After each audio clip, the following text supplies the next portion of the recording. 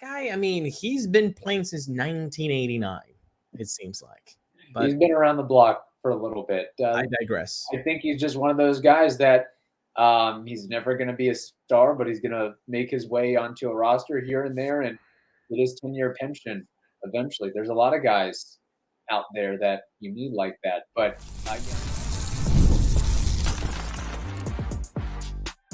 You are Locked On Rays, your daily Tampa Bay Rays podcast. Part of the Locked On Podcast Network, your team every day. Hello, my name is Kevin Weiss. I'm Ulises Sambrano. And we are the host of the Locked On Rays podcast, part of the Locked On Podcast Network. Thank you for making us your very first listen every single day. Be sure to check out and subscribe to our YouTube channel at Locked On Rays. You can also find us on X and Instagram at Locked On Rays. And email us anytime or send us a voice memo, lockedonrays@gmail.com. Wins upon wins upon wins upon wins upon wins. 5 in a row for the good guys as they take down, as they should, the Chicago White Sox by a score of 5-1. So there is a possibility. You're saying there's a chance that the Rays could have 2 consecutive sweeps if they take care of business on Wednesday evening. But the Rays are also above 500, 19-18, while the lowly White Sox fall to 8-28. So we're starting to see things come together, and I'm going to preach it. I think May is going to be a good month. It's already been a good month thus far, but I think as maybe another guy or two gets back, the Rays will look even more swimming, although we do have a poor injury note later on. But can't complain too much about what the Rays put forth this evening. I don't think there's a lot to complain when you can quote Will Ferrell and saying, everybody, we're going streaking. Yeah, pretty happy about that. Where was that from? Was that old school? That was old school, which, by the way, is an underrated Will Ferrell movie. Yeah. Full disclosure, I don't think I've ever seen old school in its entirety. I've seen bits and clips, but I've never watched it front to back. So maybe if you're suggesting that I need to dive into that, maybe I will. It's got my boy Vince Vaughn just doing work, just like Zach Eflin did work tonight on the mound. My goodness, dude. By the way, the mustache is working on Zach. It's looking pretty good. And well, I think he could sport anything. He's a good-looking guy. He has the natural. He's a good-looking guy. Looks tall, lanky. Yeah. He's got a lot going for him. There's, I can say as a heterosexual male, there's some heartbreakers on this team. Zach Eflin, Johnny DeLuca, if you want to throw him in there, and a host of others as well. There's a hot boy list on the Rays. Yeah. Maybe that needs to be the next poll question. Hot boy list. Well, you know what? I'm not going to go all the way there, but who's the most attractive Rays player? Let's put it on the board. Might have to take Josh Lowe out of the equation because there's a lot of stands out there for him. Yes, there are, and there should be a lot of stands for Zach, man. 7 innings, under 100 pitches, just using everything in his arsenal. All of the strikeouts that he had looking were with the fastball, I believe. The sinker, yeah. The sinker, yeah. So, no, really terrific stuff. Like, that's exactly what you need right now from a guy who hasn't had the best of luck this season. Like, he's had his ups and downs. He has his outings sometimes where it looks like everything's fine, and then it kind of blows up in one inning or something like that. But this time he just looked great, and there was a time that it looked like it was going to blow up on him, and it did not. I think he had a 3-0 count, bases loaded. I forget if it was the 5th or the 6th.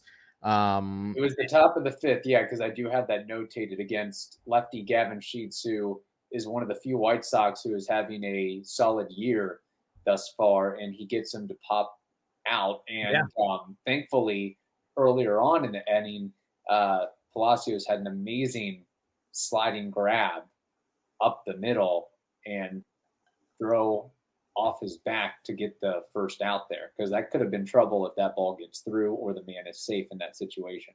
And you give them a little bit more of a momentum switch to the White Sox. It's still early enough in the game that you can get them back into it. Then you might have to get the bullpen started. So really overall, like that was a key moment for him to just like come out and get those 3 outs, even though he had bases loaded. Gavin Sheets, that guy, I mean, he's been playing since 1989, it seems like. But he's been around the block for a little bit. I digress. I think he's just one of those guys that he's never going to be a star, but he's going to make his way onto a roster here and there and get his 10-year pension eventually. There's a lot of guys out there that you need like that. But, yeah, that was a big moment, especially on a 3-0 count to the aforementioned Sheets. And credit to Zack Eflin, of course. I believe that was the deepest that a Rays pitcher has gone this year. 7 innings, 1 earned run, 3 strikeouts, 6 hits, no walk, and then had that homer that was given up. Can't remember who hit the home run, but neither here nor there. It was, yeah. My memory is befalling me right here. But I will note that we also have to give kudos and credit to that for his framing job, sneaking balls at the top of the zone for strikes, outer edges for strikes. Just the strong hand, wrist control. He makes a big difference. And I was like, man, he's been pretty good this year, not just offensively. He doesn't have a home run yet. I don't think we're going to see many home runs from Ben Rortvedt. He's more of a spray the ball all around the field, because I also looked this up. He had, across 406 minor league games, just 34 homers. So I don't see him turning into JT Realmuto or Mike Piazza anytime soon. But 89th percentile in framing so far this year. That's good. 74th percentile in pop time, 73rd percentile in fielding run value. But it's the framing that really sticks its course to me from him. That's going to make you best friends with the pitching staff, especially one that's already good quality arms like the Rays do. I mean, that's just going to help you out more. Let's just give credit where credit is due. Paul DeJong had that home run, his 4th of the season, but what DeJong gives away too, because he also had an error fielding. That's another pension guy that's going to be around. He's probably already been in the league for 10 years. It seems like forever that he's played there. But yeah, you start the season saying, hey, in May, your catchers are going to be Ben Rortvedt and Alex Jackson. We'd probably be like, oh my gosh, that's not a good sign. And it's not a good sign for Rene Pinto, but they might be able to patchwork this thing together, assuming guys are able to stay healthy and Rortvedt continues to perform in multiple facets. You know what's really amazing is that I know it's only 63 at bats, but the numbers are gaudy. A 333 average and 813 OPS. Like, I know 63 at bats, Ulises, don't get carried away. I get it, but I think you can compliment someone without having to make a big, broad decision on who that player is. And right now, Ben Rortvedt is doing amazing. Hopefully it can last throughout the whole season. But yeah, what he's done has been great. And that pairing up with Zack Eflin seems to be very effective. Yeah, and again, we've said this before. Ben Rortvedt was the go-to catcher at one point for Garrett Cole. So if you can work with him and you've earned a guy of that caliber's trust, you can work with anybody and everybody, especially on the Rays. So good for him. He also got, I believe, an RBI, was on a double play back in the bottom of the 2nd. But, hey, it's a somewhat productive out is better than an unproductive strikeout. So it's the Rays special in 2024, the double play non-RBI. Oh, yeah, I guess he didn't get credit for the RBI. I'm sorry. But, hey, a run went across. So that's what matters. You hit the ball and somebody scored. You did not get any credit for it, but it happened. That's crazy. I can't believe I misremembered the fact that does not count as an RBI. Okay. Run scores, though. Palacios, thank you. All right, we have more to discuss, but first. Do you think your mother likes chocolates? 100%. I know she not only likes chocolate, but loves chocolate and devours chocolate.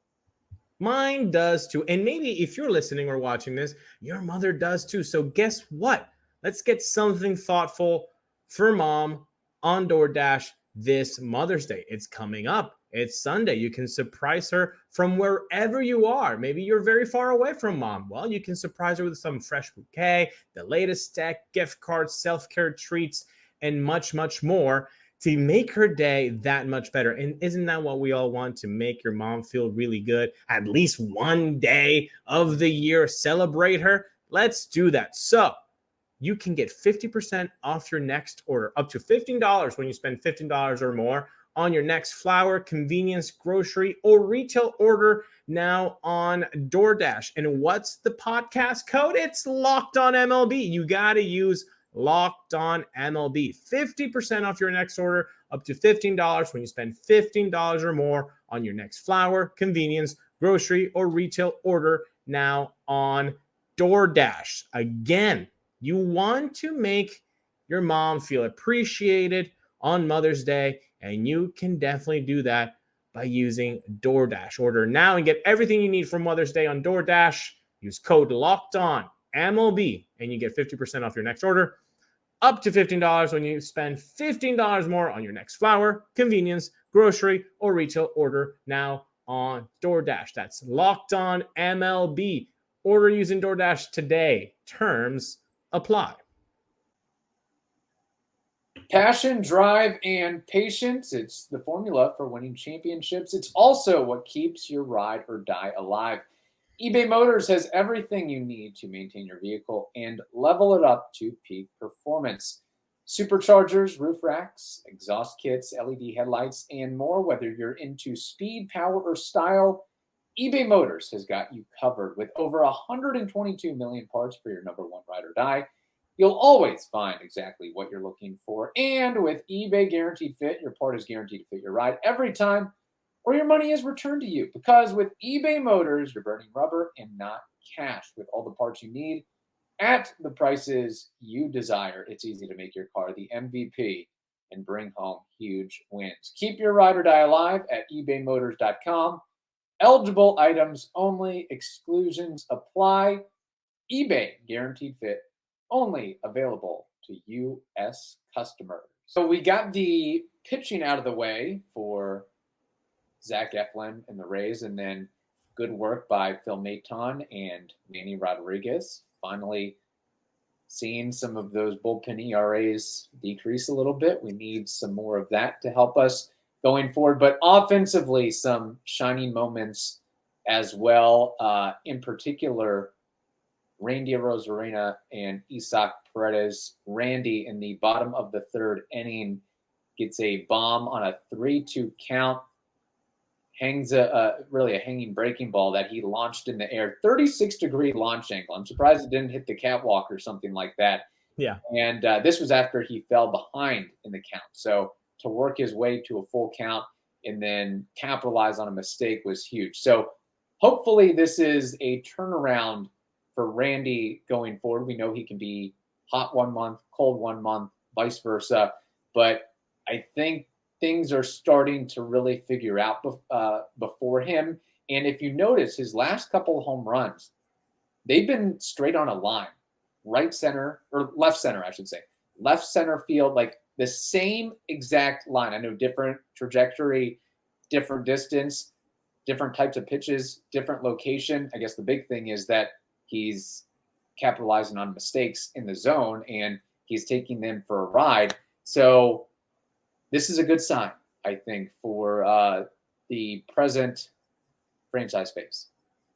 3 home runs in 5 games, 6 home runs in the whole season. Like, we really hope that this is the beginning of something for Randy. And it has been kind of trending that way, which is fantastic news, really, because it has been a rough first month for Randy. Yes. And we know his pressing, and we know that he's the guy. He's the type of guy that he wants to succeed every time that he's playing, that he gives it his all. Like, you can see it in the running game. Sometimes we get a little bit upset about that, the over aggressiveness, but that's how much he wants to produce. But he did say something in the post game that was very interesting to me, and I loved it that he said that. Hang on. Can I interrupt you? Is he Yeah. listening to Chad Mottola? Is he going back to previously what worked for him? Is that kind of the gist of what he's trying to get across? No, something Oh, okay. else. They came back home and they had a little meeting. The team had a little meeting. Now, he didn't say if it was the whole team. He didn't say if it was just some of the team. He didn't say if it was just the hitters. Whatever it was, he said they had a meeting and they talked about things and to play a little bit more passionately, to play a little bit with more heart.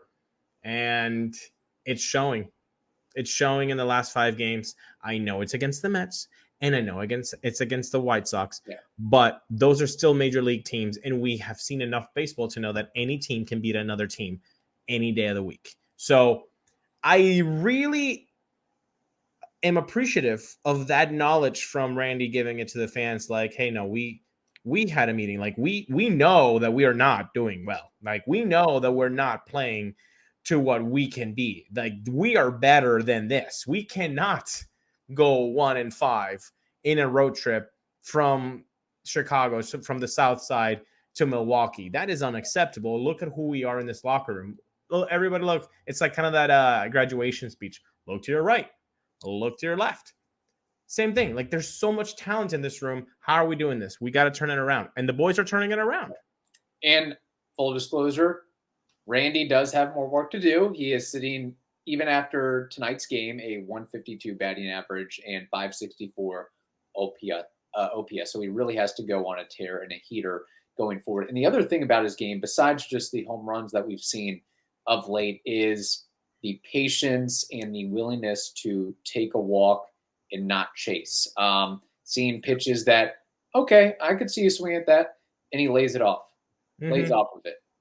Fastball away. And even, he's laying off like the oopsie pitches of, okay, that was down at my ankles. I shouldn't be swinging at that in any universe. But those tough pitches that are balls, he's not getting caught up in those.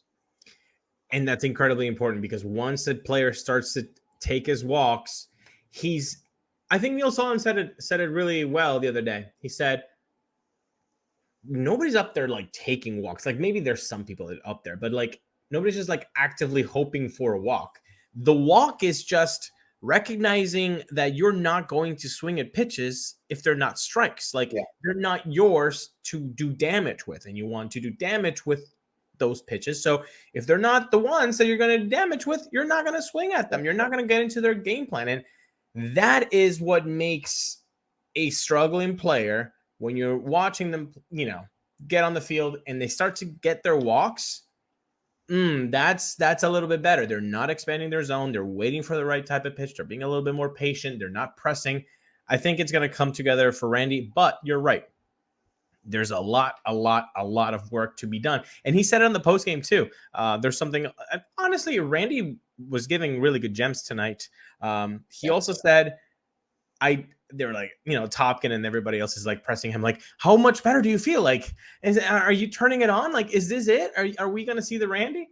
And he's like, yeah, I feel a little bit better, but I won't feel really myself, like Randy, until I get 2 hits in a game. Yeah.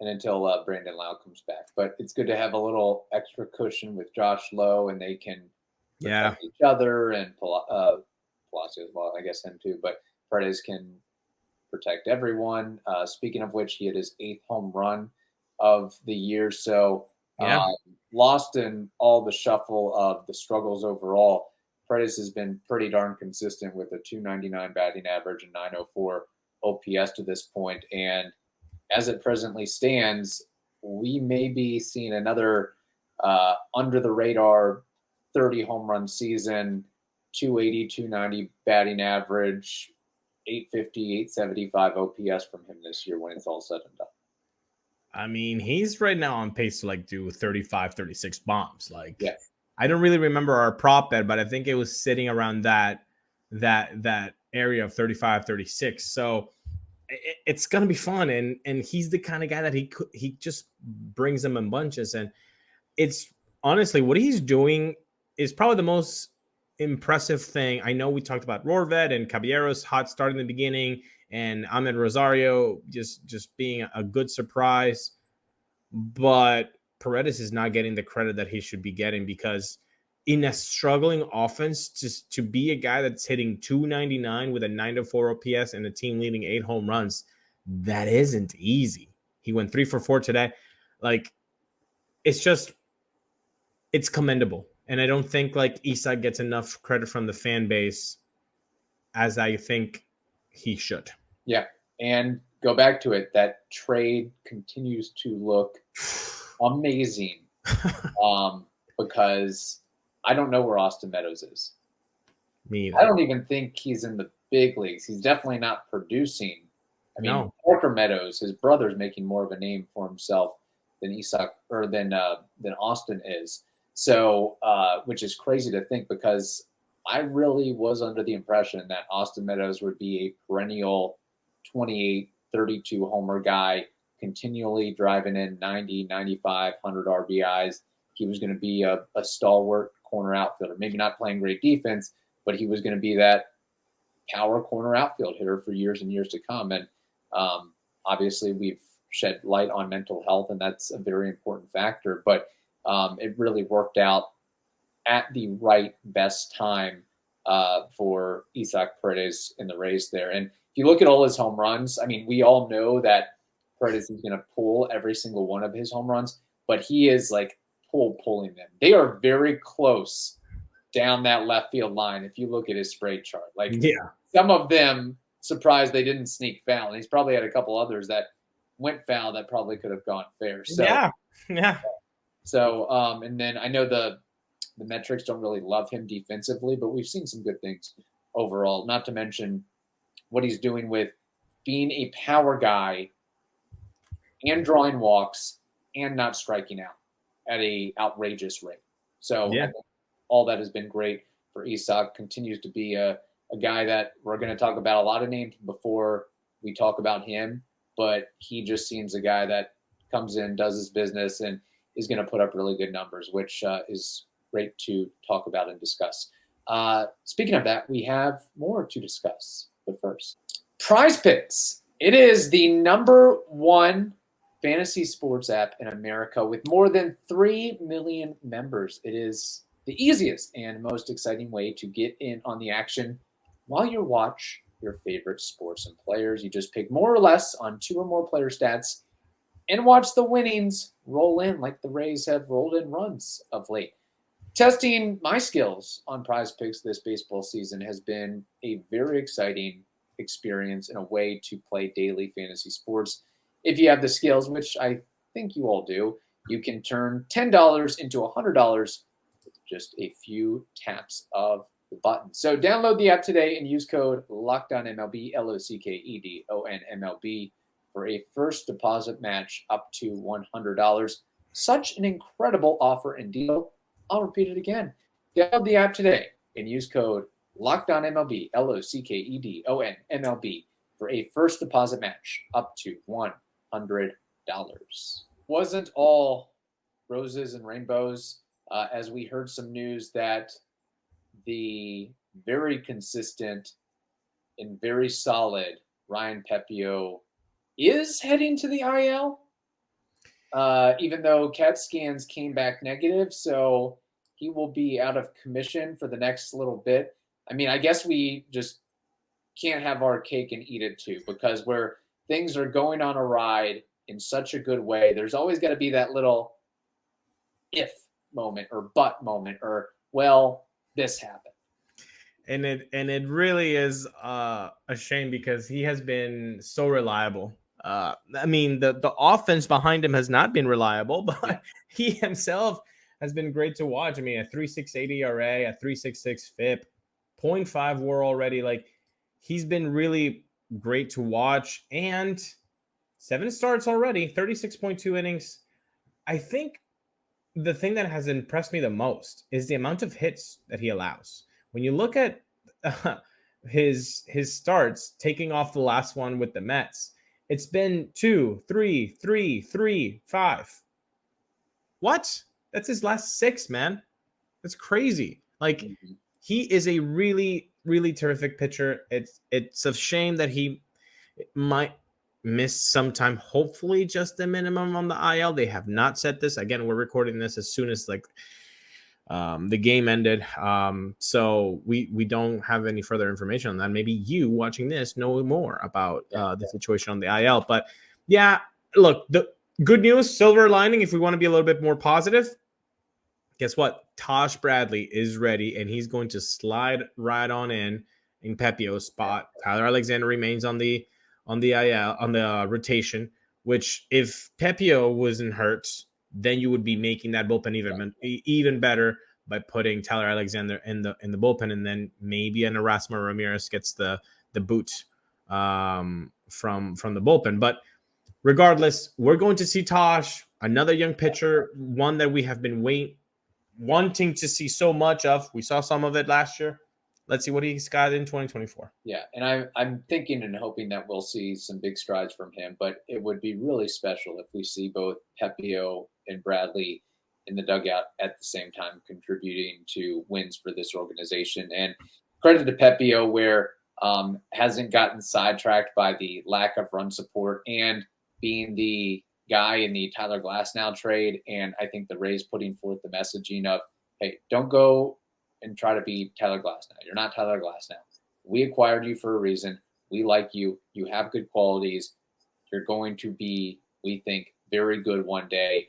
And just take some of our tips, hints, tricks, and put that forth in a game. And we're seeing what happens. And I think there's a little bit more development on his end. But what we're seeing so far, I wouldn't mind seeing a half dozen years of Pepio in a Rays uniform if he keeps this up for sure. Like, he could be a real, I don't know or say that he would ever be a number one. I mean, that goes to Shane McClanahan and some other guys, but he could be a real solid 3, 4, maybe number 2, depending on the year. He could. I don't see him as an ace, I guess is what I should say. He could be a Jake Odorizzi type when Archer was number 1, like a reliable number 2 that you wouldn't mind if you had to put him at a spot where he's the ace. You wouldn't mind it. Like, it wouldn't be optimal, but you wouldn't mind it. Like, if somebody's hurt and you need game 1 to start and Pepio's there, ultimately when he's a little bit more mature, it wouldn't be so much of a deal. But yeah, I agree with you. I think the ceiling is definitely there, man, and he's got great stuff. So hopefully it's short term. But when you start, I know it's May 7th, 2024, but when you start salivating on that 2025 rotation with McClanahan coming back, and you've got Springs, and you got Rasmussen, and you got Shane Boss, and you got Tosh Bradley, and you got Ryan Pepio, and you got Littell, and you've got Zach Eflin maybe at $18 million, even though he probably will get traded. Yeah, it's a lot of names that you're like, bro, how can we not though? Right. No, for sure. And Pepio, among his qualities, is just the ability to miss bats with his fastball in the zone because it's deceptive and it has good velocity, really good velocity. It's not Tyler Glasnow velocity, but there's something with that pitch, and I guess the spin and the rising action that guys just aren't able to square up all of that well. So wishing the best to him. Luckily, again, he was hit in the knee or the calf. Hit in the lower body, so it's not a throwing related issue, i.e. arm, shoulder, wrist, hand, whatever it is. So hopefully not a major thing there. One last thing before we wrap up here. We didn't give a chance to give kudos and congratulations to one Kevin Cash. Not a Kevin Crash moment here today, but a Kevin De Niro moment, as he is now the winningest manager in Rays franchise history. He's now at 757, 758.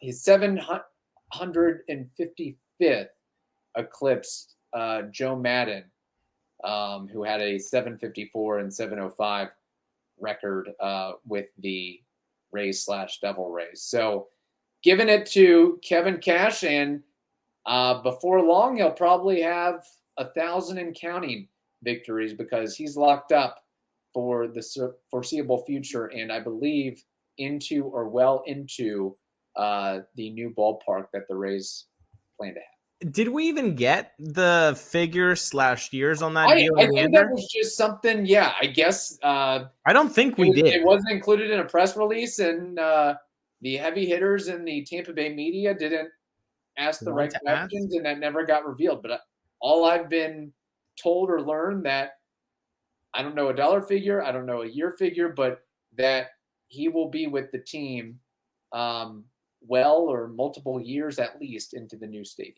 Well, then that does mean that he will get 1,000 victories, and that is awesome. Good for him, man. Like, you would have never guessed this if you were a Rays fan in 2015, actually December of 2014.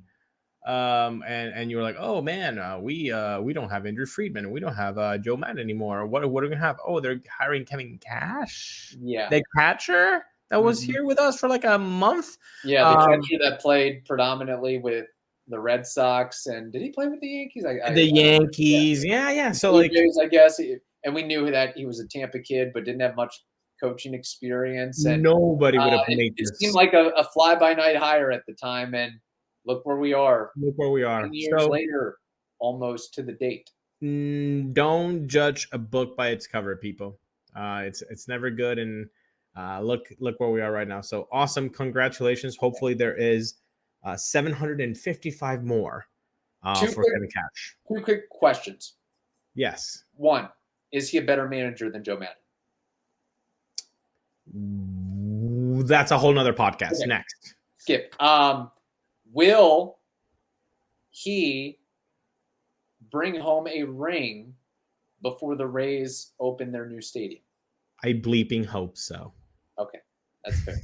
All right, again, congratulations to him. I know we pick and prod at times, but what he's done with that organization, with that payroll, with all the new faces, and maintaining a consistent message and keeping guys comfortable and confident in the clubhouse and going through losing seasons, highs and lows all over the place, off the field issues by other players.